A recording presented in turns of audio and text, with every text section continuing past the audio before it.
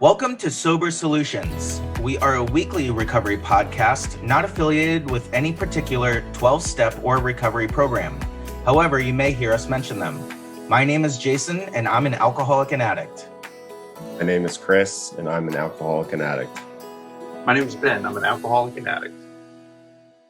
And welcome back to Sober Solutions podcast. It is episode 14, and tonight we're going to dive into smart recovery. We are a recovery podcast, and so we want to really bring different perspectives to this podcast. And tonight is all about smart recovery. Smart recovery, if you don't know what that means, it's the self-management and recovery training program.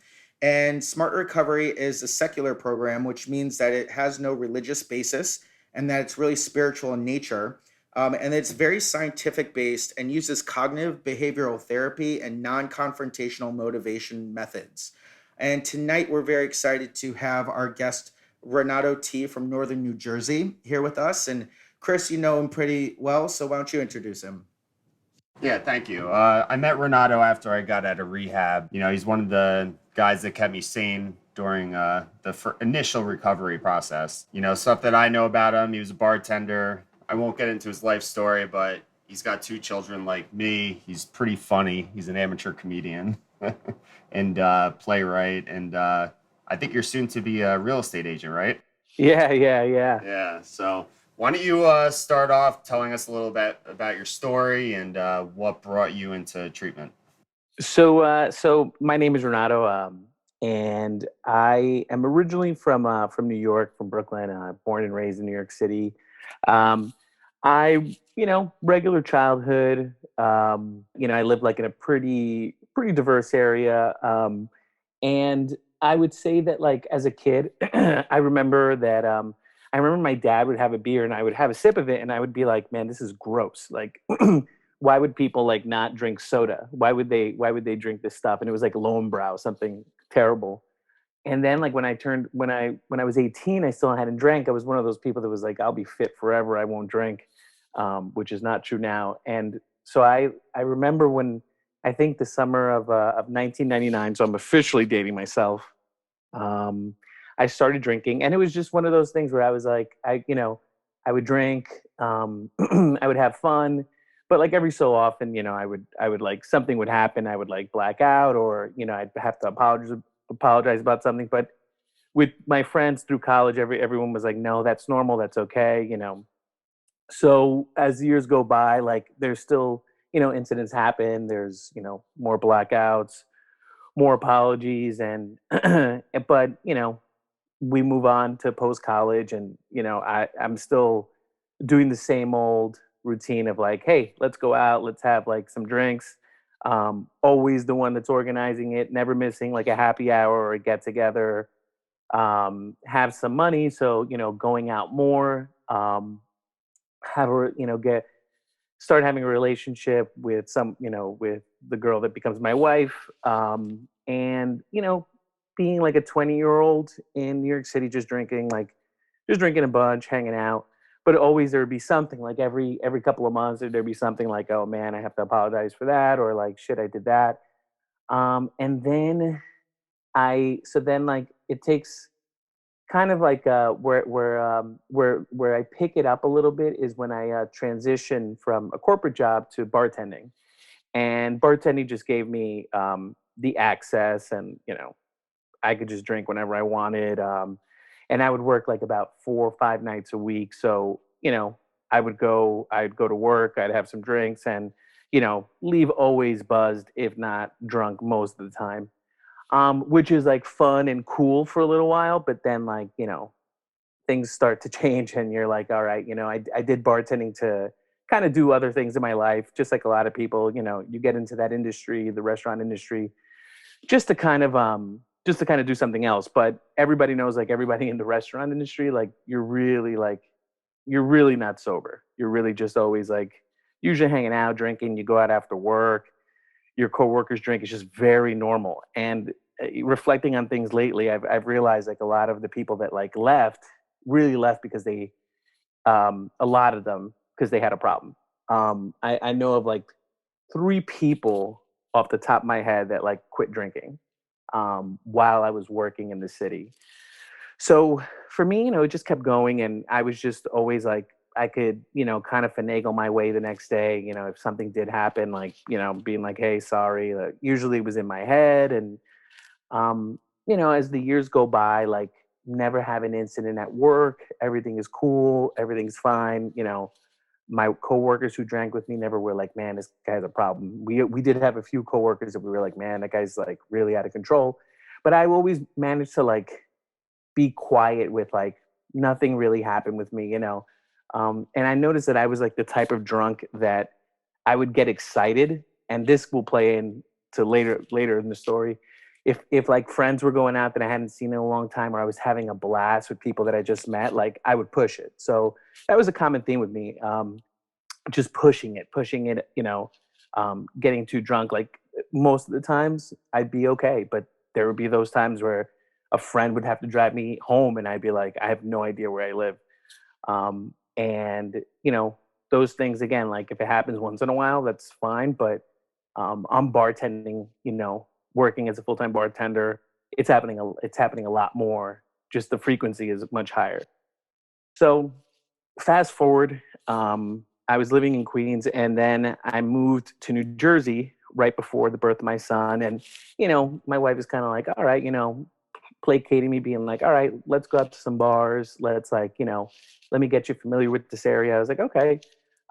And I before my son was born, I definitely was transitioning from like, okay, I'll have like a few drinks, at home, to like being like, man, I can't wait to get home. After drinking at the bar for free, going home, buying some beer and like getting some tacos and like hanging out, which sounds wonderful. And it was really cool most of the time. But it's like it be like the pattern begins. It's like, all right, now I'm like drinking at home alone. I'm very comfortable with it. I enjoy it. I'm now drinking hard liquor at home. Like if I find it, I remember at one point, like I finished like triple sec, just being like, all right, well, I don't have anything in New York. Like the liquor stores are closed. You can get beer anywhere, but if you wanted something a little more potent, you had to go to the liquor store. Liquor stores are closed, by like 9 o'clock or something. But anyway, once I moved to New Jersey, like this is 2015, I'm like, all right, this is like kind of boring. I don't know anybody around here. And like, I really just started using it as like an excuse to be like, well, I'm just going to drink. So I didn't stop when I moved here through when my son was born, just drinking, being like pretty much every night, being like, all right, I'm just going to have some beers. And it wasn't like I was getting wrecked every night, but I was definitely like not missing out. I would say it felt like if I wasn't drinking, and I'd be like, man, I lost like a night. Like I felt like I was like this weird bachelor. Like I was just like every night I should be hanging out. I should be doing something. So pretty much that like caught up to me.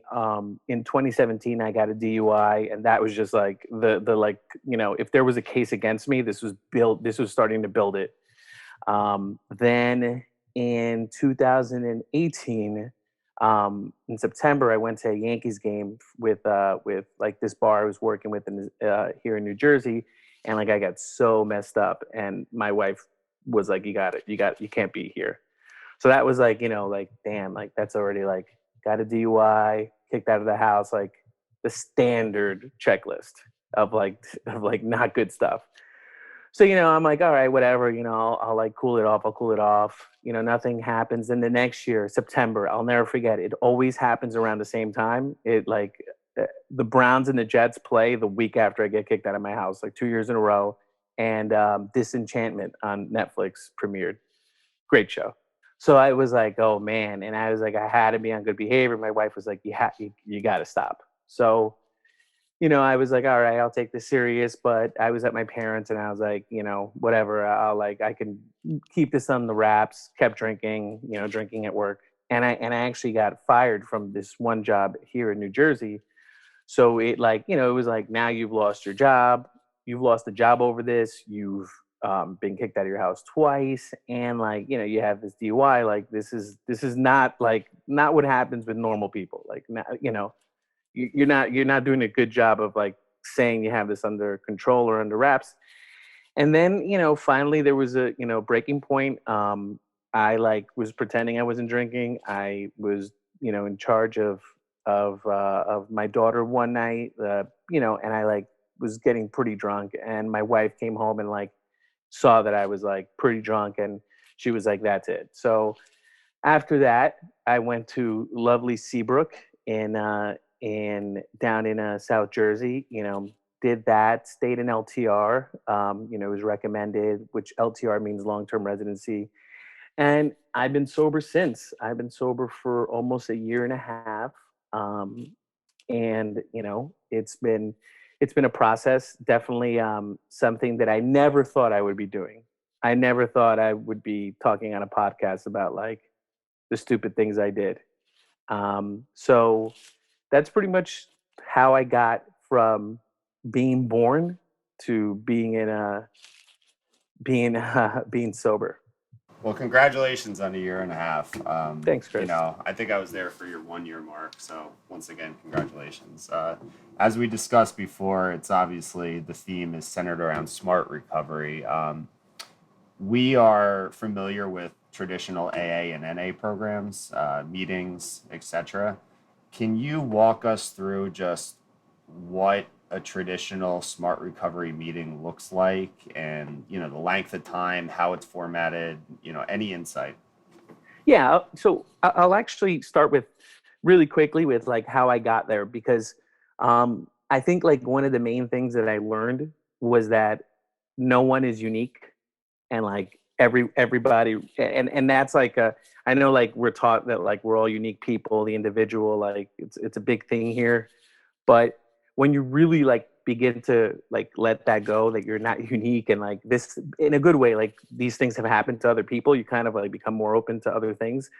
So when I was in Seabrook, in Bridgeton, they were like, look, we're 12 based, we're 12 step based, but you can check out whatever you'd like. So mine was alcohol, so we did AA, and I remember just looking at the 12 steps and just seeing God, and I was like, man, I don't know about that. Like I was like, I really, I really can't. I can't get into that. So, but of course, they're like the higher powers, whatever you see, whatever you want. But my thinking was like, man, I don't know. Like, what if I like hate the higher power that one day, and then like the system gets screwed up? So I was like, all right, I have a degree in industrial organizational psychology. So I was like, you know what? Let me see something that's like a little more caters more to me, and just keeps me sober. So I ended up being told about smart, and I ended up, what was great was that during the pandemic, you could really go to these smart meetings. The pandemic's been great. I mean, I'm sure it's been terrible for some people that are just like don't want to go to meetings, don't want to get help. You could just hide away. But on the flip side, like I feel like it's much more positive. Like you can go to a meeting anywhere, you can try a new program, and smart was helpful. Like was really helpful for me in that, because I ended up doing meetings in New York, all over New Jersey, just on Zoom. The meetings are very, very, very similar. They're pretty straightforward. They start with, and everybody goes around. There's a little bit of crosstalk. You say how you're doing. You give a check-in, and then they'll go around, and someone will, say, hey, I'm having an issue with X, Y, and Z. Whether it's, it could be an eating disorder, it could be drugs, it could be alcohol, it could be whatever behavior you believe that you're having an issue with, and then everybody will help you. You'll go through a worksheet, the ABCs or a CBA, which are just inventories. You just look at what behavior, the activating behavior. B is the belief system. So, why you think this is okay, or like, hey, I want to get like a bottle of vodka. Okay, well, why? Why do you want it? Because I am stressed out. Okay. And then you play the tape, the consequences, you're like, if this happens, like what will likely happen? Okay, my family's gonna find me, I'm gonna be in, you know, deep trouble. This is not good. So it's very much doing doing an analysis of like what you think, what brought you there, and like what you think is going to happen. I think it's very useful. I like that science approach, and I feel like another thing that I kind of like is that even though I've been sober a year and a half, they don't count days. So I know for some people that could be a little overwhelming, like if you're like, oh, I just did something the other day, now I'm back to day one. That can kind of stink. So, there's not pressure on that. It's like the here and now, like we just want you to be okay now and tomorrow. And that's not to say also like I don't do AA meetings. I'll do AA meetings when I can't find smart meeting. Smart meetings are a little hard to find if you don't know where to go. But I find that they're really good. You find that it's usually the same people. It's not a big group, so it's almost like you're like in a small AP class. Where you get to you just have a small group. You discuss your thing, and it's pretty much consistently the same people. Right. I mean, the one meeting I went to, it's kind of exactly what you said. They play the tape, like you said. So, what is my action going to lead to?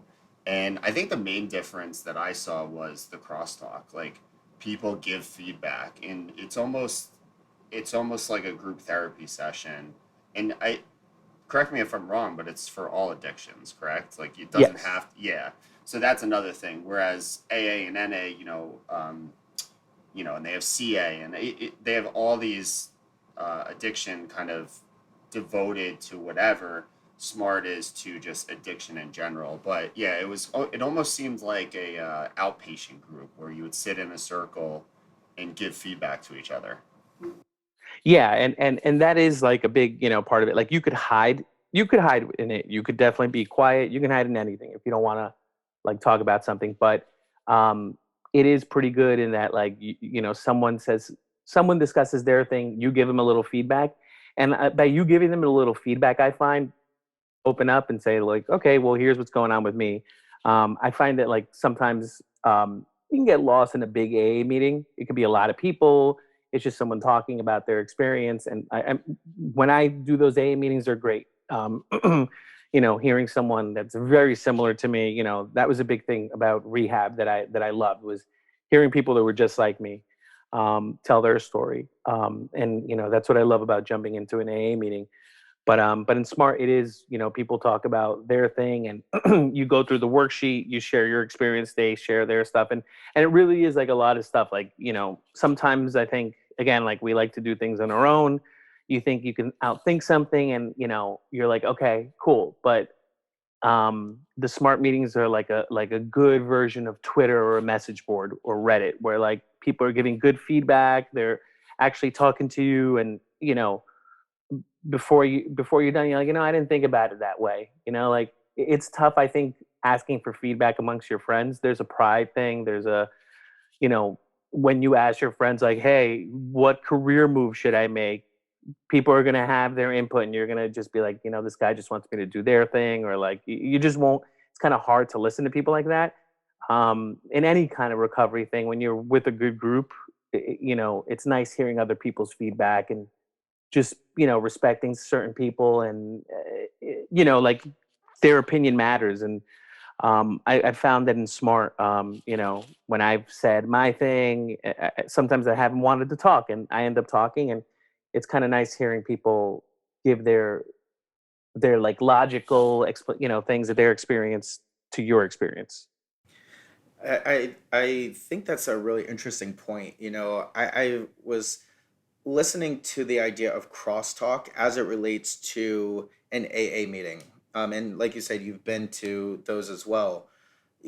For me, I find that interesting to hear other people comment on what I'm sharing. And it sounds as though it's not necessarily negative criticism or this is what you should do, but people are really focusing on, hey, this is what I did. So really kind of talking in their own experience. Is that pretty true?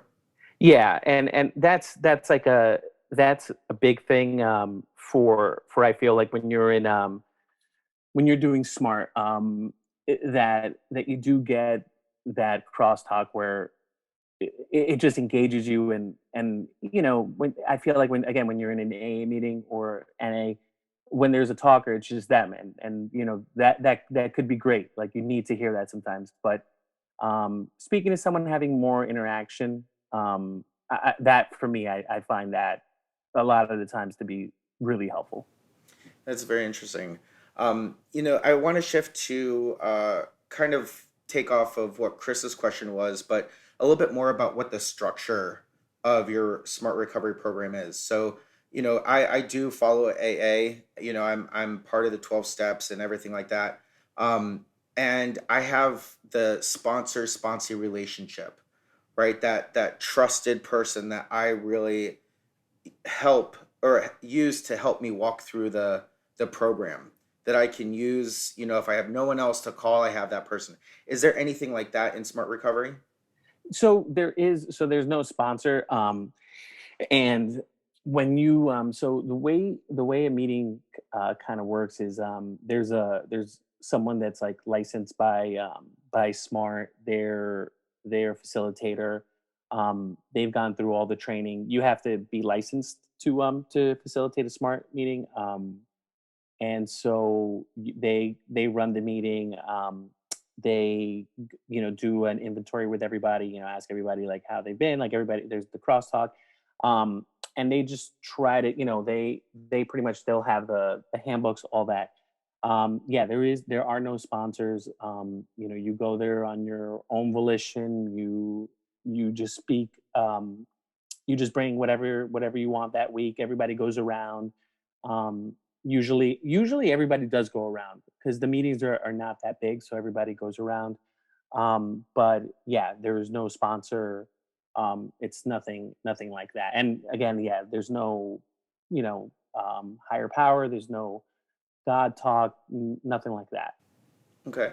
And just you were saying how the leader of the group is licensed. Is that like a licensed therapist, or do they have to be licensed through like a smart recovery program? From my understanding, yeah, they go. There's like I think you do it for a few weeks because they'll put it like whoever would like to facilitate. Um, they get licensed to run the smart meetings, and really from my experience, from every smart meeting I've been in, they do a really good job with their licensing, with their training, because everybody does feel like a real therapist. Like they really do a good job of running the meetings. They have like answers for everything. I mean, it's a very comfortable setting in that someone does know what they're doing. Like that's something I've like right now. You asking me that? Yeah, they really do a good job of training the facilitators, because they do like they really do run a good meeting. Renato, you mentioned before that you'll hit an AA meeting if you can't find a smart meeting. So I'm wondering, what does your network look like? Is it a mix up of smart and any other recovery programs, or mainly smart? What does that look like? My network tends to be the people that I met at Seabrook, where I went for inpatient. Like most people that leave a rehab center, everybody promises to stay in contact. We'll meet up, blah blah blah. But either you just lose contact with people, or people relapse, or they have some shame. That population tends to get smaller. But afterwards, I had some outpatient that I still attended, and I became friendlier with other people as well. Chris was one of them, and being I've noticed that you tend to gravitate to the people that are similar to you, just like in life, like in anything else. Me and Chris have young kids. So for me, my network is a mix of really a lot of AA people, some NA people. I kind of don't have that many smart friends, really, because of the pandemic. The pandemic has made it like a little hard to do meetings, and the meetings are a little bit they're a little bit scattered. There's like some in New York that I do, so hopefully I'll be able to go into New York and meet these people for the first time since I've done these meetings. But I do but my network is mainly, it's really the people that I met through my inpatient and outpatient. That's my network right now. Awesome. This is very fascinating to me. It's actually my first introduction to smart recovery. So I did a little research before the show tonight. One thing that I saw on there, and like I said in the introduction, that this is very scientific based. However, I did see a comment that individuals aren't identified as alcoholics and addicts, but really as people who have behaviors that need to be modified. Can you talk about that? Do you identify as an alcoholic and addict? Do you have any thoughts on that? So it's interesting because like I whenever I have to say alcoholic, I'm used to it now, but I would cringe because like I was like, look, I don't know if that's like I like the label. That's just a personal thing for me. Like being labeled something is just kind of like, all right, that's it. That's what I am forever. I don't think I have to punish myself for like what I've done. But yes. So when you introduce yourself, you just identify, the behavior that you're having the problem with, your drug of choice, your DOA, or behavior of choice. And when at these meetings, usually when you just it's kind of like, I think it's when we talk a lot about, you know I know that like when I've done these group sessions, it's like, you're not your behavior, like that's just an incident that happened, or whatever. So I do like that idea of you're not introducing yourself as like an alcoholic. Like I kind of like, whenever I've done that in an AA meeting or NA, it's almost like being in school and saying my full name. I'm kind of like, I don't know, like you guys You know who always I know you're in am. trouble. Yeah, it's like, oh, okay.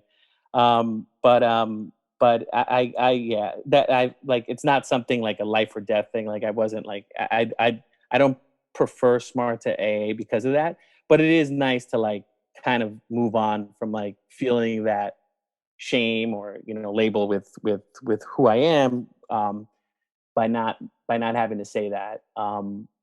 I do like that I don't have to say it because I haven't said it in a long time. Because in real life, like the people that know that, what's happened with me the last like couple of years, um, they'll ask me like, you know, my wife will be like, "Do you think you had a problem?" I'll be like, "I definitely did have a problem." Like, do I still have a problem? I don't know, but I mean, not having it doesn't create the problem, so that's a big part. So I'd rather not find out that, if I am really an alcoholic or anything. But yeah, I prefer not to say it that way, but I'll fake it. If I'm in an AA meeting, I'm not going to be the weirdo that's like going to fight everybody. Um, so yeah. So you mentioned that you were a year and a half sober, which Mhm. congratulations again, and not to transition off of smart recovery, but how has your life changed in this last year and a half, or like how has it improved? Well, I'll say this: the arguments I get into personally are the same. Like they're the same. So I'll make sure to point that out to like someone. I'll be like, that like it wasn't just being drunk. Like we were still having these arguments, but at the same time, like a lot of the like arguments afterwards, like those arguments have been like pretty much eliminated. They're like, do you remember last night? Or like, hey, like, did you meet, stuff like that. Like that stuff has been eliminated. The not having to stress out when you wake up in the morning, that I do not miss at all. The like, oh my god, what happened? I feel like I've gained a little bit of clarity with like just my day to day. I feel like not physically. I wouldn't. I still need to exercise, but like I do feel like I'm a little bit smoother and not so like just like just putting my head down and like just bulldozing my way through life, like being like, all right, I'm here at work, I'm exhausted, like I'm gonna drink again. I know this is gonna make me tired tomorrow, but I'm just gonna do it because I'm gonna have fun. Not doing that anymore has lifted a load off me. Like I'm not as exhausted. I do feel better. Like I definitely had like a weird, I don't know if it was a psychosomatic like pain in my lower abdomen that isn't there anymore, which I'm pretty sure my kid was kicking me when I was changing his diaper. That probably was that, but it could have been something else. I went to the doctor. They were like, it's not that. You know, knowing that like I don't have like liver issues, that's nice because that definitely was in my head. I was like, I'm drinking a bunch, and like I do go to the doctor, and like I'll game it and, not drink for a week before I go to the doctor. And they're like, oh, you're okay. And then I'll just pick right up to the pace that I was before. So my health, knowing that my health is better, is nice. I think my relationships, knowing that like I'm not risking my marriage, not risking my relationship with my kids, that's something that I think you take for granted when you're just caring about like yourself, and you're just like whatever, like nothing's gonna happen. Like I just wanna. I don't even think sometimes it's that. It's just like you're just so into you're like it's smart. They make you they make you list like your hierarchy of values, and then when you look at it, they say like, oh, you like family and your work and your friends. It's like, but really drinking is your big priority, or whatever your behavior is, right? And it's one of those things where you're like, yeah, it's what you say but what you do, right? Like for me, drinking was definitely a massive priority for me before. Like I remember just being like, oh my god, I can't wait to go to a game and like just drink. Oh my god, I can't wait till like this happens. Oh my god, I can't wait to like hang out with everybody and get drunk. Like that was a big thing for me. And like while I did not say it out loud, it really was like a massive priority. So knowing that that's not like my biggest thing, like being able to like sleep at a decent time and not feel like I'm like rolling the dice with so many things, that has helped me. I'm also taking antidepressants, which have helped. They definitely have helped me like from freaking out. And before, I definitely was the type that would be like, man, I don't feel good. Like I think I like was a dick or did something wrong or whatever. But now I feel that, I'm a little bit less like anxious about things, and I'm not like, oh, let me get a drink. Like definitely for me, one of the things was anytime I dealt with any adversity or anything, I'd be like, let me just have a drink, like that'll cool me off. And like fine, you can do that if it doesn't affect the rest of your life and you're not like a total screw up. But when you're doing it all the time, I mean, I don't know. I mean, I feel like that's the definition of addiction. Yeah, I mean, we've talked about this before. Even though we're sober for however long, some of our behaviors don't change, and the arguments haven't changed. And I could definitely relate to that. I am, a little less time. I think I'm at 7 months, but I still get into the same arguments with my wife. The intensity may not be as big, and like you said, the follow-up arguments the next day aren't there. But we've talked about this a lot on this show, is the behaviors are who we are, and we have to work on that separately. Thank you so much. We really appreciate all the information and for you sharing your story with us. As you know, we're a podcast that really focuses on the journey of early recovery. So, for those of our listeners who are really just starting out, what's one piece of advice you would give a newbie or a beginner or someone in early recovery? Um, I would say you're not unique.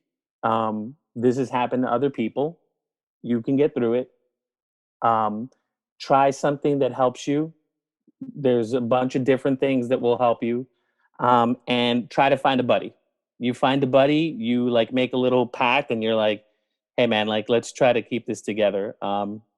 Find somebody and just stick with them. Thank you. Well, it was great having you on the show. Thanks again for your time. And I believe that the Smart Recovery website is smartrecovery.org for more information. Thanks for your time tonight, Renato. Yeah, thanks. And I would say too, there's a lot of national meetings. So hit one of those up if you're ever curious. They kind of give you a good idea of how they work. And there's a lot of regional ones. You just have to go and put your zip code in. But yeah, no problem, guys. Thank you, guys. Thank you so Awesome. much. Thank Have a good you. night. Have a good night. Good night, guys. Wow. I have to say that I'm actually kind of blown away. I was coming into this conversation with a bit of preconceived ideas around Don't smart lie. recovery. Come on. And, I learned a lot actually. And one of the really interesting parts is in my research, and we kind of touched on it earlier in the interview, is that smart recovery is really based around cognitive behavior therapy. And that's one of the theories that I scored highest in my assessment in my master's program. So, psychoanalysis and CBT. And so just to hear the concepts of smart recovery and how it's really individualized, it has this group therapy aspect to it.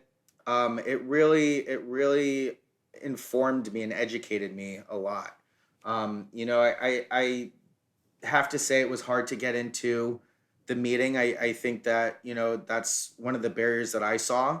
I hope that there's other meetings that I can check out on smartrecovery.org so that, I can go and check out a meeting. But I really learned a lot tonight. And Renato's a great guy. Yeah, he's been definitely a cornerstone in my network through this process. I think in the spirit of full disclosure, I think we should let the listeners know that Jason was not very thrilled with Smart Recovery on Saturday night.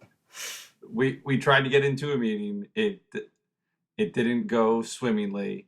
It looked promising. Their website setup seems pretty easily accessible.